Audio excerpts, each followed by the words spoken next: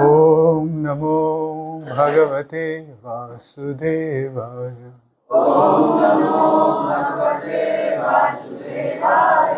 Om Namo Bhagavate Vasudevaya. Narayanam Namaskritya Naram Chaiva Narottamam Devim Saraswati Vyasam Tato Jayamudiraye Nashtaprayeshu Bhadreshu Nityam Bhagavata Sevaya Bhagavati Uttama Shloke Bhakti Bhavati Naistiki. So reading from Srimad Bhagavatam, 3rd Canto, Chapter 18, entitled The Battle Between Lord Bo and Hiranyaksha. Paranusaktam tapaniyopakalpam Mahagadam Kanchana Chitradhamsam Marmanya Bhikshnam Pratudhantam Durukte Prachandamanyu Prahastam Tam Bhavasi Paranusaktam tapaniyupakalpam Mahagadam Kanchana Chitradhamsam Marmanya Bhikshanam Pratudhantam Durukte Prachandamanyu Prahasam Tam Bhavasi Paranusaktam tapaniyupakalpam Mahagadam Kanchana Chitradhamsam Marmanya Bhikshnam Pratudhantam Durukte Prachandamanyu Prahasam Tam Bhavasi.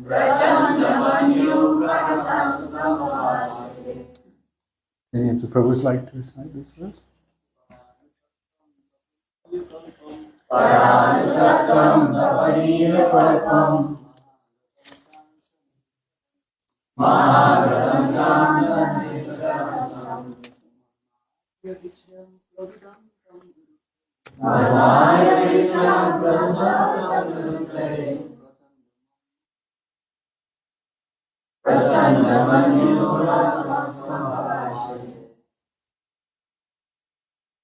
Someone else? Any of the Mataji?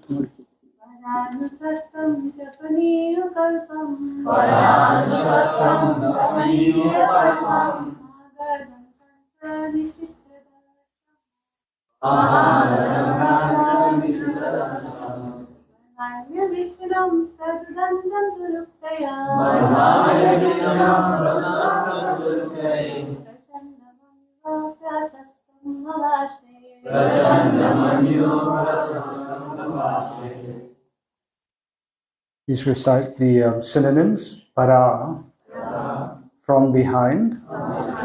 Anushaktam, who followed very closely. Tapaniya upakalpam, who had a considerable amount of gold ornaments. Mahagadam, with a great mace. Kanchana, golden. Chitra, beautiful. Damsham, armor. Marmani, the core of the heart. Abhikshanam, constantly. Pratudantam, piercing. Durukte, by abusive words. Prachanda, terrible. Manyu, anger. Prahasan, laughing. Tam, to him. Bhabhashe, he said. Please hear the translation and purport by His Divine Grace, Abhay Charanaravinda Bhaktivedanta Swami. Srila Prabhupada ki jai. The demon, who had a wealth of ornaments, bangles, and beautiful golden armor on his body, chased the Lord from behind with a great mace. The Lord tolerated his piercing ill words, but in order to reply to him, he expressed his terrible anger. Purport: the Lord could have chastised the demon immediately while the demon was deriding the Lord with ill words. But the Lord tolerated him to please the demigods and to show that they should not be afraid of demons while discharging their duties. Therefore, his toleration was displayed mainly to drive away the fears of the demigods, who should know that the Lord is always present to protect them. The demons' derision of the Lord was just like the barking of dogs. The Lord did not care about it, since he was doing his own work, delivering the earth from the midst of the water. Materialistic demons always possess large amounts of gold in various shapes, and they think that a large amount of gold, physical strength, and popularity can save them from the wrath of the Supreme Personality of Godhead. Om Ajnanatimirandasya Jnananjana Shalakaya Chakshurunmilitam Yena Tasmai Shri Gurave Namaha. Shri Chaitanya Manobhishtam Stapitam Yena Bhutale Swayam Rupa Kadamayam Dadati Swapadantikam. Vandeham Shri Guru Shri Uttapada Kamalam Shri Gurun Vaishnavasya Shri Rupam Sagrajatam Sahagana Raghunatanvitam Tam Sajivam Sadvaitam Savadutam Parijana Sahitam Krishna Chaitanya Devam Shri Radha Krishna Padam Sahagana Lalita Shri Vishakhanvitam Shra. He Krishna Karuna Sindhu Dinabandho Jagatpate Gopesha Gopika Kanta Radha Kanta Namostute Tapta Kanchana Gaurangi Radhe Vrindavaneshwari Rishabhanu Sute Devi Pranamami Hari Priya Vancha Kalpatarubhyascha Kripa Sindhubhya Evacha Patitanam Pavanebhyo Vaishnavebhyo Namo Namo. Jai Shri Krishna Chaitanya Prabhu Nityananda Shri Advaita Gadadhar Srivasadi Gaura Bhaktavinda. Hare Krishna Krishna Krishna Hare Hare Hare Rama Rama Rama Hare Hare.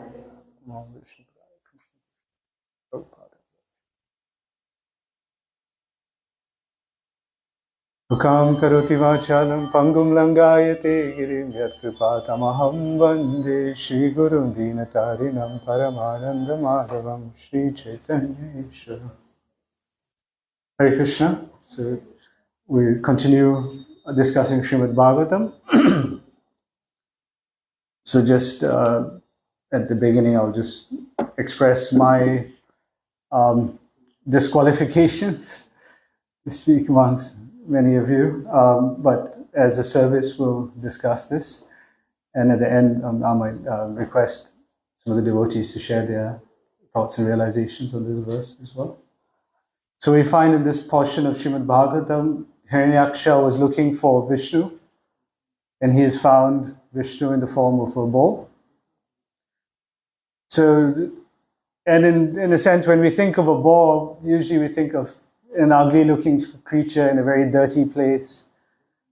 I was born in Singapore, so I've never seen boars before, and it's just difficult. So the first time I saw a boar was in Vrindavan.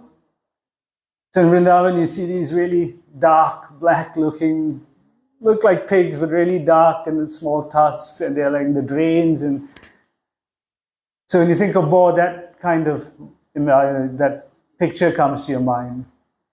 But the Lord, He's beautiful. Even as a boar, He's so beautiful and gorgeous. He's the Lord Himself. So, and Hiranyaksha, he didn't speak kind words when he saw Vishnu. He was wanting to pick a fight with Vishnu. And what was Vishnu? What is Vishnu in the form of Varahadev doing at that point?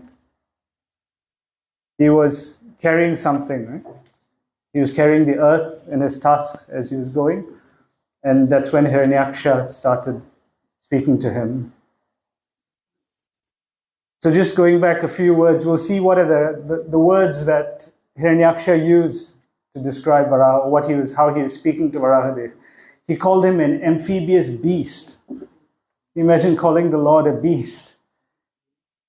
And then he says, "O best of the demigods." So he's seeing Varahadev, but he doesn't understand that Varahadev is Krishna himself, or he's God. He thinks he's at the most like a very powerful demigod.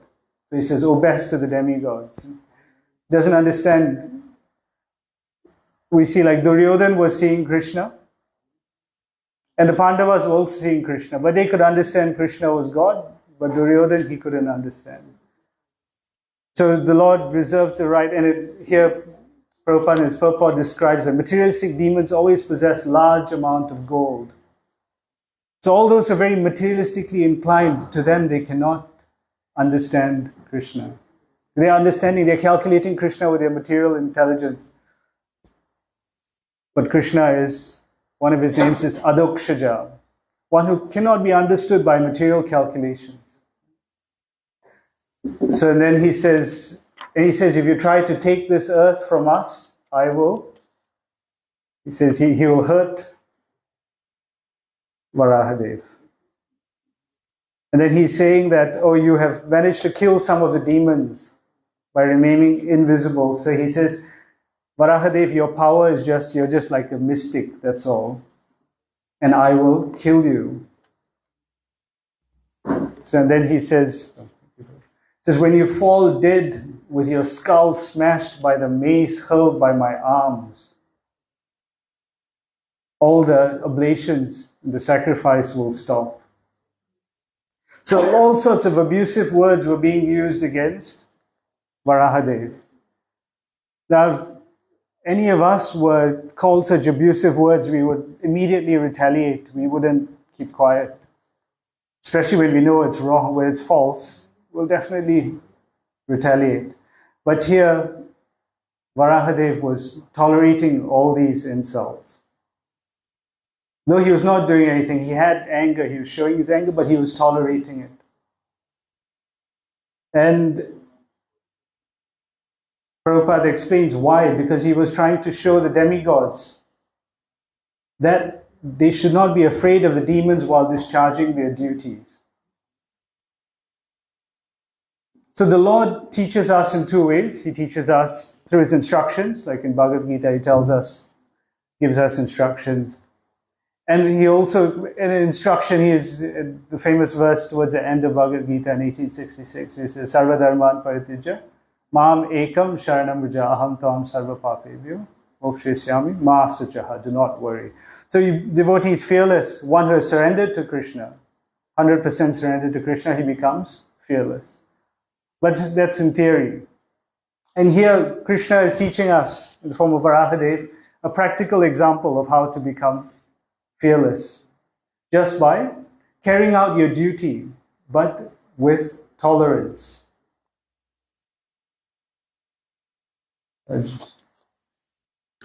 Now,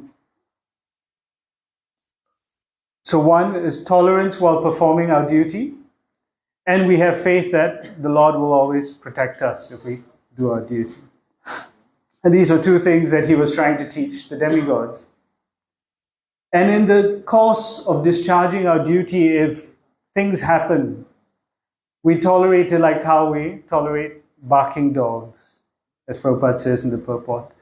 If a dog is barking, you don't go back and bark at the dog or try to you just ignore the dog and go on about your. This morning, 4 o'clock, we were walking from the street where Maharaj is staying, and there were two dogs along the way.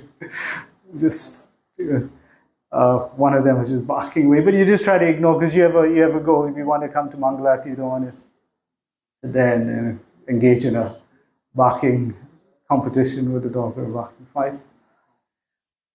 So again, this protection of the Lord. Those who are materialists, they're thinking with my own money, with my own, with my wealth. If someone falls sick and they want to get the best doctor, go to the best hospital because I've got money, I can afford it. And yet, the patient dies. Right? So, in Bhagavatam, Prahlad Maharaj says, the children, a young child dies even when the parents are alive. So we can't protect ourselves with all the wealth in the world, all our own intelligence. It's only the Lord who can protect us. And so the devotees, they are also doing the same kind of service. So we see the Lord is actually carrying the earth that has fallen into the water, into the ocean. And the pure devotees, they're doing the same thing. They're trying to save the fallen, conditioned souls, right? We're all drowning in this ocean of material existence. We're in ignorance. And so these pure devotees, they are coming, they're doing the Lord's work. They are coming to save us, like our Lord Varahadev was saving us. And we'll just see some examples of how, or before that, we'll just see how should one take these, from Bhagavatam, it's described how one should tolerate all these things that are happening to devotees. So many things happen to a devotee. It's a very nice verse that you might all have come across it. Tate nukampam shushamik shamano bunjana evatma kritam vipakam hridvagvapubir vidadam namaste jiveti yo mukti pade sadaya.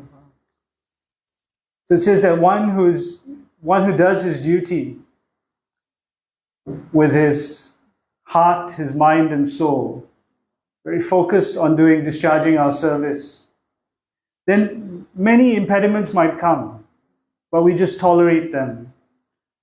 We tolerate them thinking that this is actually what is deserved, this is my past karma, but we don't get affected by it. And when someone does that, what happens? He becomes eligible to go back to Godhead. He becomes eligible for the protection of the Lord. So that there's so many things to be said about the quality of tolerance.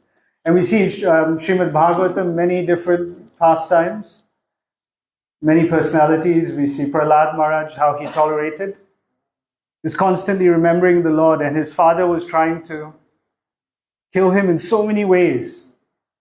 But he was just tolerating that until the end when the Lord himself came to Panchabandavas. The Pandavas, how much did they tolerate? They tolerated so much. Nobody else can, if we have a problem, we think our problem is very big. It's fasting half a day. Just to me, Panch Pandavas are constantly, how many times their lives were attempted to be taken. So compared to what they've done, what they have tolerated, we're all not tolerating anything. So that's from the scriptures. We see it from all these personalities in Bhagavatam. And we understand Chaitanya Mahaprabhu, Krishna himself, when he came to propagate this preaching. It's a preaching movement, right? It's a Sankirtan movement. And when the Lord came, he didn't come himself, he came with his whole entourage, his parshad. And many of them, they were doing this job of picking up all these fallen souls who are drowning in the ocean of material existence. And their service wasn't just all a bed of roses. There was so much of opposition. They had to tolerate so much. We see in the pastimes of Srila Haridas Thakur, see how much he tolerated. He was beaten in how many marketplaces? 22 marketplaces? And he was beaten. And at the time he was still tolerating all that, and he was saying, he's praying to the Lord. He said, please forgive these people. They don't know what they're doing. These soldiers of the Muslim ruler, they're just doing their duty. It's not their fault. Please. Someone's beating us. Will we be thinking like that? These pure devotees, So Haridas Thakur was thinking like that. And Haridas Thakur didn't get one single lash on his back. And later on, we see Mahaprabhu, he showed that he had taken all the meat. He was covering Haridas Thakur. This is this quality of how he was tolerating. And Nityananda Prabhu, any pastimes where he was insulted or he was physically attacked. In the pastimes of Jagai and Madai, how Nityananda Prabhu was being attacked. But even then, he was so merciful that he tolerated all that because he wanted to deliver. So his focus was he wanted to deliver these fallen souls. And who else in Kali Yuga could be more fallen than Jagai and Madai? So he wanted, that was his own purpose. And he tolerated so much. He was God himself and he tolerated so much. Just like how Varahadev is tolerating. And Srila Prabhupada also gives the example of Jesus Christ, how he tolerated and he was crucified. And more closer to our experience, we understand from Srila Prabhupada's Leelas, how many things Prabhupada tolerated. He had a goal. His goal was to deliver all these fallen conditions, not just the land of India, but all over the world, to make Chaitanya Mahaprabhu's statement come true, every town and village. So how much did he tolerate? So much. I mean, so many things he tolerated. Anyone like to, anything comes to mind? What are the things Prabhupada tolerated? So he tolerated when he was in Delhi. He was trying to distribute his Back to Godhead magazines. He was tolerating the heat, and he fainted. He tolerated heart attacks on the ship on board the Jaladuta. So many, and it wasn't a bed of roses when he went to the US as well when he landed. Now people were open arms and come, Swamiji, please come, we're waiting for you. He had to struggle in the beginning. And he went to the lowest place, like how Varahadev went into the ocean. Prabhupada didn't go to some place where there are pious people. He went to the Bowery where there's all the drug addicts, the alcoholics, the hippies, and he was trying to save them. And he was very fixed, and he tolerated. Once he was staying in a house with a person who was a drug addict, and one night he came back and his eyes were, you could see in his eyes that he was almost mad. He was high on drugs. And he was violent, and Prabhupada thought he was going to be attacked, and he ran out of that apartment in the middle of the night, just running out, left all his belongings, and he ran for his life. Many things Prabhupada tolerated. We see his whole life, Prabhupada was tolerating just so that we could be delivered. So, and when it comes to practically, we see in our lives, when we took to Krishna consciousness, how many of us, well, some of you might have had a very smooth journey in Krishna consciousness. But many times you find when you take to Krishna consciousness, even your own family members turn against you, your own friends turn against you. You're from a Vedic culture, so it might be easier here. Your parents may not be so inimical. But in other countries, when someone becomes a son or daughter becomes a devotee, the family becomes so inimical. They become inimical to that person as well as to other devotees. And we have to tolerate that. And tolerating is it's not easy. So Bhagavad Gita, Krishna tells Arjuna that you have to tolerate. And if you can't tolerate, then what happens? What do you do? Prabhupada said that you tolerate some more. If you can't tolerate, then you tolerate some more. There's no choice. But we can practice. So Abhyasa Yoga. So by practice, constant practice, we can slowly try to tolerate. And there are many things in Bhagavad Gita about tolerating, or tolerance. Now we find, like we described, this is a preaching movement. So in the process of preaching, we have to go out and we have to tolerate so many things. Has anyone had any experiences when they're out preaching, distributing books or Harinam, where you've had to tolerate something, anything has happened? Any incidences? Has anyone sort of shouted at you or thrown things at you, tried to attack you? That happened here? Not really. So in some places we see even the Prabhupada's disciples, one martyr, I forget where, maybe somewhere in Africa. So at the cost of her life, she was preaching, trying to preach to someone, and that person was mad, and I think he might have been attacked or shot. So for the sake of preaching, devotees have tolerated so much. And we see in Russia, there's this book called The Salted Bread, where devotees have shared their experiences preaching Krishna consciousness in Russia.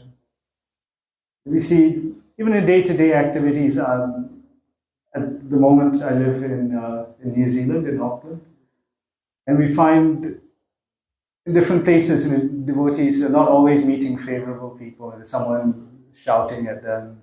Sometimes someone spits at you. I met a person, a colleague in Singapore, and he studied in Australia. And when we're working, usually whenever prasadam comes, everyone goes for lunch, so we have to, we bring our own prasadam. They're always asking, oh, what is that? Why is that special? What do you eat with us? So then I explained to him and I told him Hare Krishna. He said, oh, the Hare Krishnas. He said, yeah, my friend the devotees used to go in Harinam in the city, one of the cities in Australia. And his friend would, every time he sees them, he would spit at them. So that's how he remembered the Hare Krishna. So my friend always used to spit at him. So like this, you have to tolerate so much. You have to spend hours on the streets distributing books. Sometimes you don't distribute any book. Sometimes in the heat. And you see in Russia, the devotees are distributing, maybe in St. Petersburg, devotee is telling me it goes to minus 17 degrees.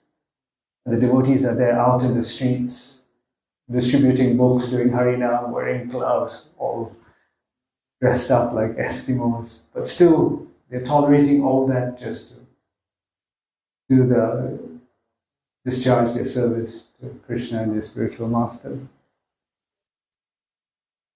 So, there's just some things about tolerance and how we have, in the course of discharging our devotional service, we'll have to tolerate so many things. And the way to do it is practice. Practice, we're not going to become tolerant overnight. And that's one of the ways how to continue our devotional service, to constantly chant. Chaitanya Mahaprabhu said in Sikshashtakam, Trinadapi Sunichena, Tadureva Sahisuna, Amanina Manadena Kirtaniyasara. So one can constantly chant when he develops these qualities. One is more humble than a blade of grass, more tolerant than a tree. And the tree is standing there in the summer, in the heat, standing when it's raining, when there's a storm, winter, providing shade. Someone's trying to cut the tree down, the tree doesn't protest. And it gives fruit, and we just take the fruit. So this is a very important quality if you want to progress in our devotional service. The other thing that came to my mind yesterday after just arriving here, I had no idea where this place was. I've never been to Nepal before. But I realize you're all very fortunate. You're all born in the Vedic culture. You're practicing Krishna consciousness. And there is because it's not just practicing. Krishna consciousness is blissful. The Natagao, Bhakta Sangha Koro Sankirtana. We chant, dance, the association of devotees together. But then there's another part of it. The other part is to actually distribute this to others so that others may also be engaged. So I'm sure you're all doing it. But I just saw that this place is such a wonderful opportunity. There's so many tourists from all parts of the world coming here, as well as locals. And yesterday we were on the flight with a big group of German tourists. So they got off the plane and they saw Neil Kamal Prabhu's wooden shoes. They were very intrigued by it. They were taking photos of it. And then when he came out, devotees were so kind, they offered us some garlands. Hopefully they were offered to the deities. And as we came out, we offered those garlands to these some of the German tourists, and they were so happy to receive the garland. And they didn't know what it was. They didn't know it was Mahaprasad. They're just so happy to receive these garlands. So like that, and we might think they're only here for a few days. They're not going to come to this temple, but these are the seeds that we're planting. So if they see the devotees have a good experience, we give them a book, then they'll go back and they'll look for a center in their country from wherever they come from. If not this life, maybe the next life. And yesterday when Maharaj arrived, there was a few tourists who were outside, and they were like, wow, what's going on? Who is this man? I think one or two of them came up as well. It was such a wonderful opportunity to preach, and you're probably already doing it. It's just, I'm just thinking when I see it, I was like, wow, you can book distribution, prasad distribution out on that main street every day. And Harinam, do you go on Harinam once a week or every once a week? It's just such a wonderful opportunity, and you're going to spread these seeds. All these people are going to go back to their countries they come from, and next time they see a devotee in their place, they'll be, oh yeah, I saw these guys in Pokhara. Yeah. They might follow them back, especially when they come for Sunday feast, they enjoy the prasad, they get hooked onto it, and they go back and they're like, where's the center in our country? We want to enjoy this feast again. So like that, I think the possibilities of serving Mahaprabhu's movement are limitless. And in the course of doing these services and propagating Chaitanya Mahaprabhu's movement, we'll definitely come across many situations that will force us to tolerate, and hopefully at that point we will have practiced enough to tolerate and just carry on with that without being disturbed. So thank you very much. This is unlimited by my experience and my knowledge, but I would invite devotees to share their realizations or comments on this verse. Hare Krishna. Any questions I can attempt?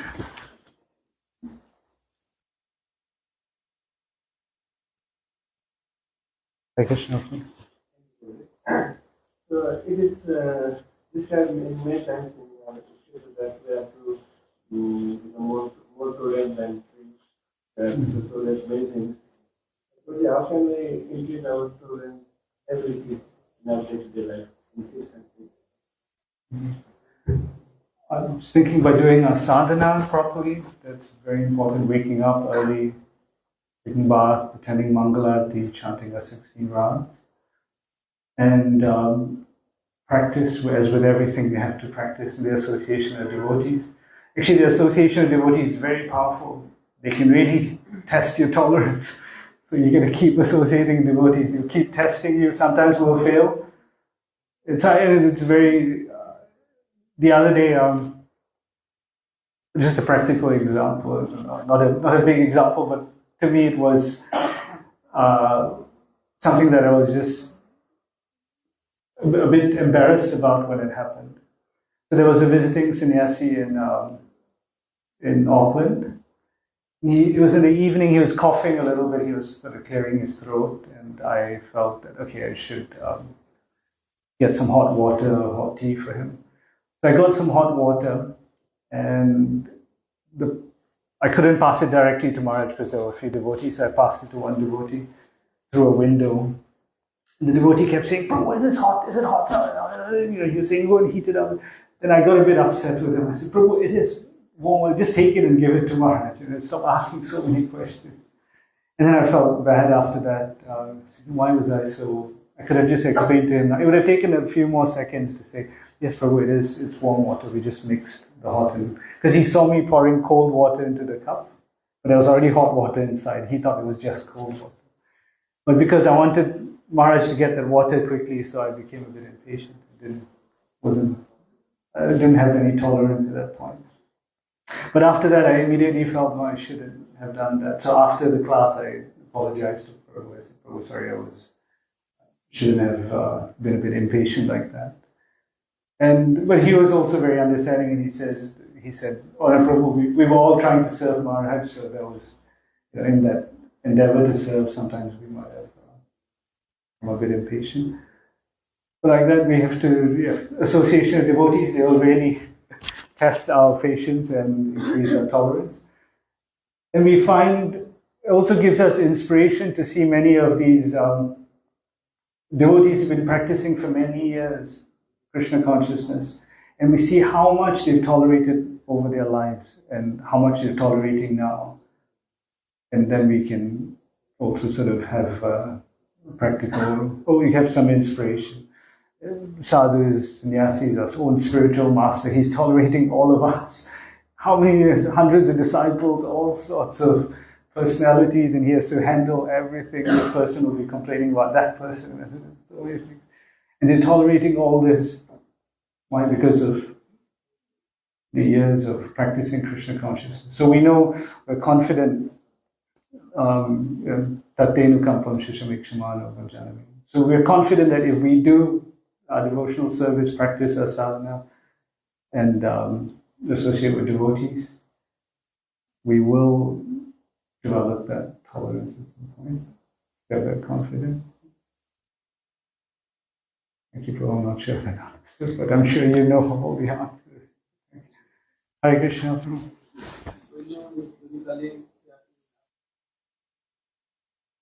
Practically, we go to outside of in this situation, we have to live, or in this situation. According to Shastra, if the devotees of the Lord is being blasphemed, then we shouldn't tolerate. But then again, it says there are a few things you could do in that situation. You could either defeat that person by argument, or you could kill yourself, or leave the place. So we could always pick a fight. That's the easy thing to do. But it's more difficult you won't want to take your life. But it's more difficult to leave the place because, again, I'm just looking at some sadhus, how they respond to the situation. They can easily correct that person, scold that person, or shout, and it's completely justified. But then you think about it in the long term, what will happen? That person may become inimical to Krishna consciousness. He may never come to Krishna consciousness. He might have a bad impression of the devotees in the terms of like maybe dealing with the government organizations or some big person, a donor. You might have to tolerate something, but for a higher cause. There's no point picking. You have to choose your battles. You don't want to fight small battles. It's okay. You have your way, but we have a bigger goal. We don't want to fight the small battles. So the higher purpose is we don't want to turn anyone away from Krishna. And that happens especially in the public sphere, where in the public we can, somebody is saying something about Krishna, we go, but then there are another 100 people watching, and then we see how we are behaving to that person. We might have won that argument, but we've also left a bad impression on the people around us. And then they might not take to Krishna consciousness, or might take a longer time for them to come. So that's my understanding from Hare Krishna.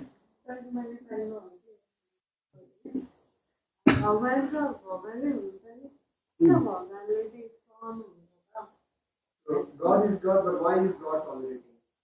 Sorry? God is God, but why is God tolerating?